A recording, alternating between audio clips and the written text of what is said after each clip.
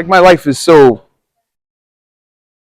it's kind of married to music. So even outside of music, it's still, just like you, I listen to music in the shower. You know what I'm saying? It's like it's still inside of music. I'm still constantly listening to the sounds around me, and I mean, I got a lot of kids, so that can get hectic. But I'm on tour right now, and so I'm trying to co-parent from FaceTime. Um, but it's great. It's also spectacular. Life outside of music is amazing. Well, how's touring different considering you've been doing this for so long? So you've done this in 3 different phases. You've done this when you were starting out, you were broke. Then you did it when you were started getting the money in, you're more successful.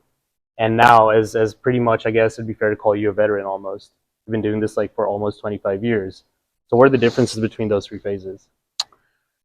I guess what happens is, like anything, when you have a relationship with a thing or a person or an animal or whatever, it's going to be fluid, man. It's going to change. It's organic. It's going to grow. You're going to develop culture with that thing. And so for me, there's been more than even 3 phases of my relationship with touring. I feel like my relationship to touring changes every 2 to 3 years. Sometimes intentionally, sometimes just that's fate.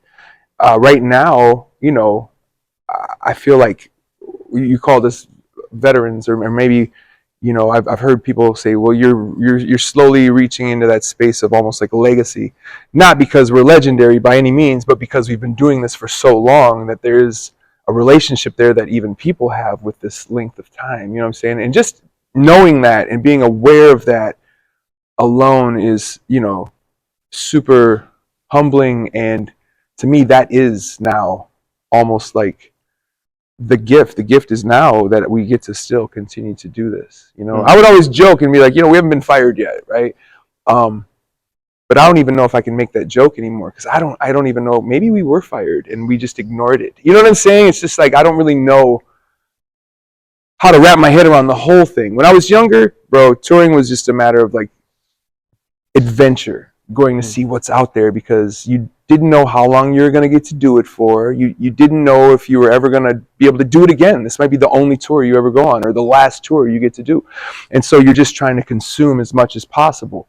And then when you have been there for a minute, you start to go, whoa, all right, I should pay attention to some of the business side of this if I can, or at least surround myself with people that know how to pay attention to that, but you start to see and develop new ways of looking at it, and trying to figure out how to crack the code per se. What's the merch code? What's the performance code? What is the how much water should I drink before I go on stage code? You start to crack the codes.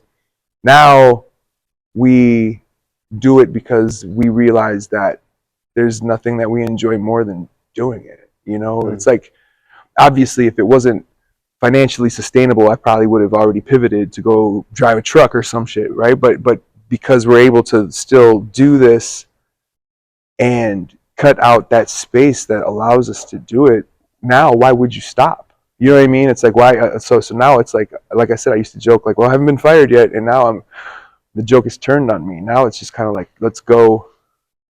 I won't stop until I'm forced to. You know what I'm saying? If that makes any sense. Well, to that point about you having done this for so long, you have over 10 albums to your credit, a lot of singles sprinkled in there.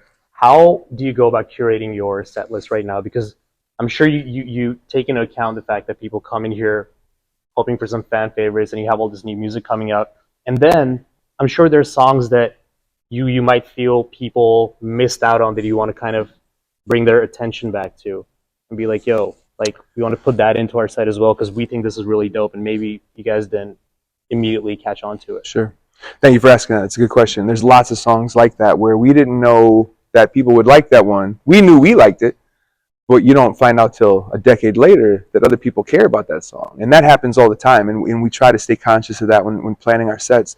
I give a little dialogue from stage to kind of introduce the audience into my mind a little bit about curating the show. And I talk about, like, look, there's a handful of songs that you're going to hear every time you see us, because those are what I like to call the tattoos. Like, when I meet people that have atmosphere tattoos, there's a particular group of songs that those tattoos all come from. I want to play those songs because God forbid somebody's in the room tonight for the first time with that song tattooed on their body. I want to try to hit that. You know what I mean? And that's my own insecurity. Probably that's probably just me being like, if I don't play that, I suck. You know? But to answer the question, we play some old shit, we play some new shit, we play some of the favorites, and then we play at least one song that you're gonna fucking hate. And that's what it is. You know what I'm saying? And so and I like that. I'm proud of that. I'm glad that we've made it to a space. I'm blessed that we've made it to a space where I can make a statement like that. You know what I mean? It's like, you know, if we would have had 3 albums and we were still doing shows off of that, that would still be a blessing. But the fact that we've been allowed to continue making music, you know, and people still seem to give a fuck that we're making new music. You know what I'm saying? It's like we're not the cutting edge no more. We're not in competition with those people who are on their way up. We've been to the other side of that mountain, and we're just like making little base camps over on the other side of that mountain, and just throwing parties in those base camps. You know what I mean? And so it's like, it's a pretty special space to reside in, and I feel very fortunate that we somehow landed in that space, because I don't think you could strategically plan that. I think that's accidental, and I think that fucking right on. You know what I'm saying? Like, I'm super into the fact that we got lucky like that. You mentioned earlier that you've laid more emphasis on the business side of things. You've become more privy to it, and obviously with Rhymesayers, you guys have, you know, you've kind of cultivated your own circuit. And I've always meant to ask you this. I didn't do it last time because, you know, it was more centered on your new album. But I've always been fascinated by the fact that you have MF Doom's work on your catalog, and you guys distribute some of that stuff. How and you've had him featured on some songs before too. Him being such a recluse and such almost like a mystery man of sorts. How did that come about? How did you guys meet him? And do you have any bars from him sitting in the vault right now that we might hear on future albums? Well, for clarity, you know, when I said I went through my phase of trying to understand the business more and strategize and whatnot, I want to be clear, that was a phase. I went through that phase, I came out the other side of that phase. You know, you slowly learn which hats you're actually supposed to wear. And I know better than to, I oversee and I preside over all things atmosphere. But when it comes to the record label, I stepped back from that a long time ago because I was allowed to. I could. And I knew I wasn't built for that. You know, I'm not a boardroom person. I shouldn't be sitting in on somebody else's marketing plan and proposal. You know what I mean? It's like, I know better. I'm not good at it. And so my role at the label somehow accidentally became more of an artist liaison. You know, other artists felt comfortable talking to me, even if they had issues with the label. Now, you know, people like to throw around the word co-owner of the label, et cetera, but it's more, it's pretty like a silent partner kind of thing. Like Anthony and myself, we were both founders. We were there at the beginning, and we continued to invest into the label with the money that, or even the resources that we were creating. And so we were able to get our ownership of the label like that through sweat equity, if you will. But I don't make no decisions for the label, bro. It's like, yeah, I would ruin your career if I barely know how to figure out what to do for my shit. You know what I'm saying? So it's like, it would be an interesting, unfortunate situation if I was like overseeing another artist's career. But I'm there to give advice, and I'm there to hear and listen. You know what I'm saying? I'm there to make sure that they have space to say what the hell they got to say. Just like I want. It's the same relationship that I have with the label, if you will, you know. But you did have a say in kind of summoning Doom and working with him. Nah, you know, Doom created Doom, period. And he built a relationship with Sadiq. Sadiq and him got to know each other really well, became friends, confidants, and eventually started to work together with the label. You know, my role in that, similar to every other artist, is that me and Doom were contemporaries. And so there was a mutual respect artistically, a mutual respect for the grind. You know what I'm saying? And there were layers and levels there that allowed us to connect as artists. But I've never held a strategy meeting or any sort of like conversation with Doom beyond like talking about rap. You know what I mean? It's like, yeah. And so with that said, you know, I can't take any credit. I think all of the specialness that came from Doom's involvement with Rhymesayers and vice versa is really about the specialness that was inside of Sadiq and Doom's friendship. You know what I'm saying? And so it's like, you know,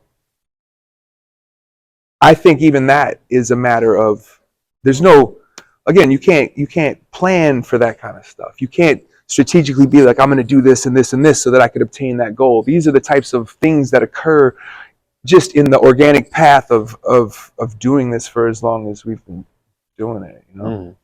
But me and Doom's connection was artist driven.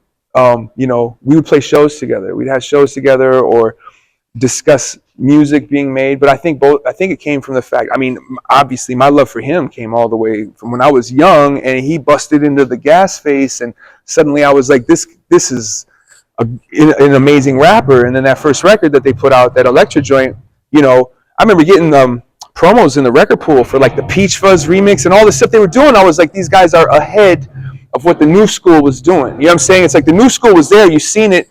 Shout out to Dante, because he somehow had his fingers in so much of that, all that dope era shit. But with Doom, or with Zev Love X, you know, I think he was your favorite. He was the first your favorite rapper's favorite rapper kind of thing. You know what I'm saying? Like, and so when I met him and got to, like, you know, establish is it a rapport? Is that how you say that word? I believe so. Okay. That to me was like talking to a legend. So I'm sure to an extent he's seen me as a fan also. You know what I'm saying? Like, even though I like to believe we were contemporaries, I think he knew that I wanted his autograph. You know what I'm saying? So it's like, he was in his own lane. Yeah. I feel like anyone he worked with was probably a fan. You know? Oh yeah. If you're an MC, you're a fan of him. Period. And this, I think I heard Mos Def even say that one time. You know what I'm saying? Like years ago, I think he said that, and it's just like, what a great way to articulate this culture's relationship with Doom. You know, and now it's like my children like Doom, and they were too young to even really know what they liked when he was still with us. But now over just the last couple of years, they become fans. You know what I'm saying? So it's kind of like his influence is gonna shine for a long time. Yeah. Well, finally, I'm just gonna wrap it up. I do always ask people this right towards the end.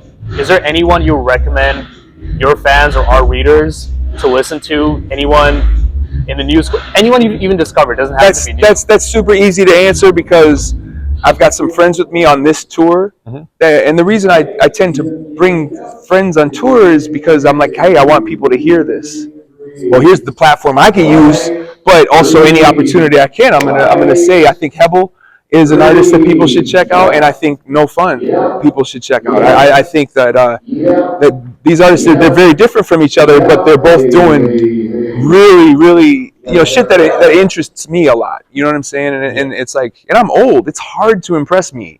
You know what I'm saying? It's like straight up. Like, I used to be a lot more impressionable. But you know, when I was younger and I was like looking for everything that was fresh, and now that I'm older, I'm kind of like, oh, you're gonna have to cut off a limb to impress me at this point. You know what I'm saying? So it's like to be able to tour with two acts that I'm thoroughly excited about is pretty dope. So again, that's Hebel and No Fun.